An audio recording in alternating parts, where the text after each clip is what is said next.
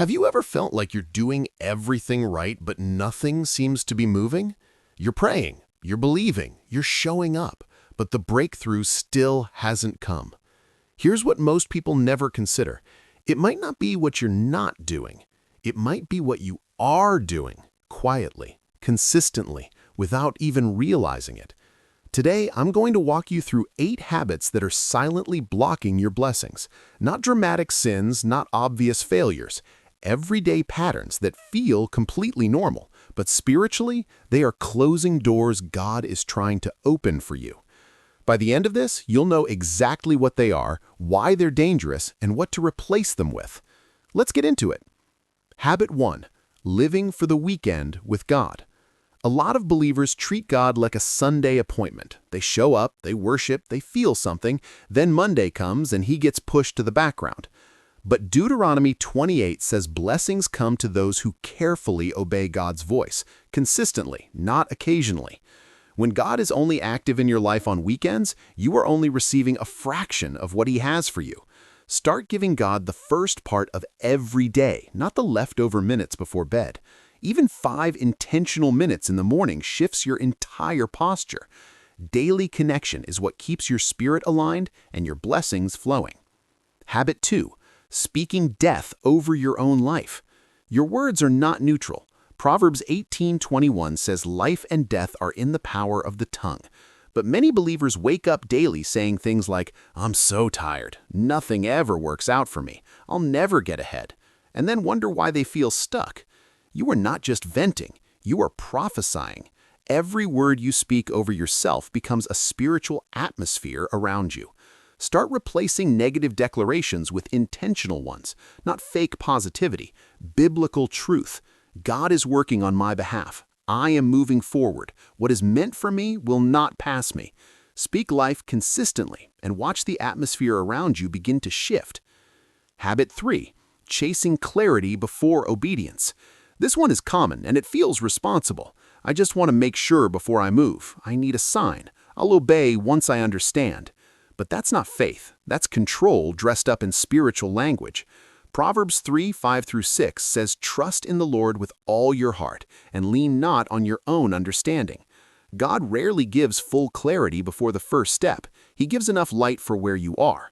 When you wait for total understanding before obeying, you are placing your logic above his leading. Take the step he's already shown you. Obedience unlocks the next instruction. Clarity comes in motion, not in waiting. Habit 4. Tolerating toxic inputs. What you consistently consume shapes what you consistently believe.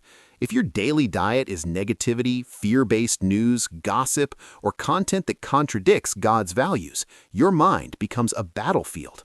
Romans 12:2 commands us to be transformed by the renewing of the mind. But renewal is impossible when your inputs are constantly pulling your mind in the opposite direction. This isn't about being extreme, it's about being intentional. Audit what you watch, what you listen to, what conversations you stay in.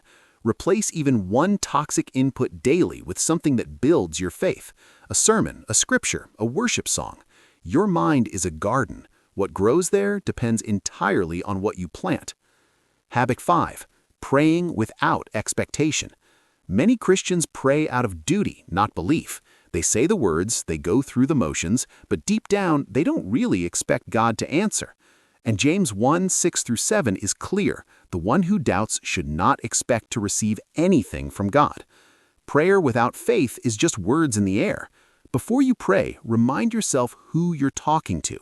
The God who parted the Red Sea, the God who raised the dead, the God who has never failed once.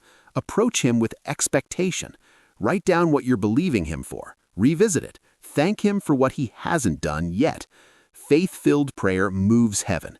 Doubtful prayer moves nothing. Habit 6. Avoiding spiritual accountability. Many believers want growth without vulnerability.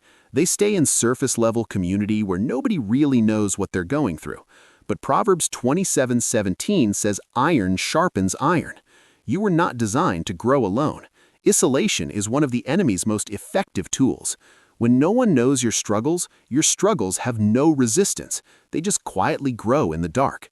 Find one person who is spiritually mature, trustworthy, and honest enough to speak truth into your life. Not someone who will just agree with you, someone who will challenge you, pray with you, and hold you accountable. Growth accelerates in community. Hiding keeps you stuck. Habit 7. Holding unresolved offenses. You might not call it bitterness, you might call it boundaries, distance, or I just don't deal with certain people anymore.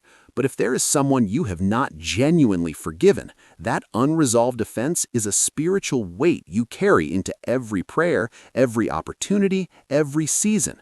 Matthew 6:14-15 is one of the most sobering passages in Scripture. If you do not forgive others, your Father will not forgive you. Forgiveness is not optional. It is not about them. It's about keeping your own heart clean before God. You cannot receive with a closed fist. Release the offense not because they deserve it, because you deserve to be free. Forgiveness opens the hand that blessings flow into. Habit 8. Settling for spiritual comfort over spiritual growth.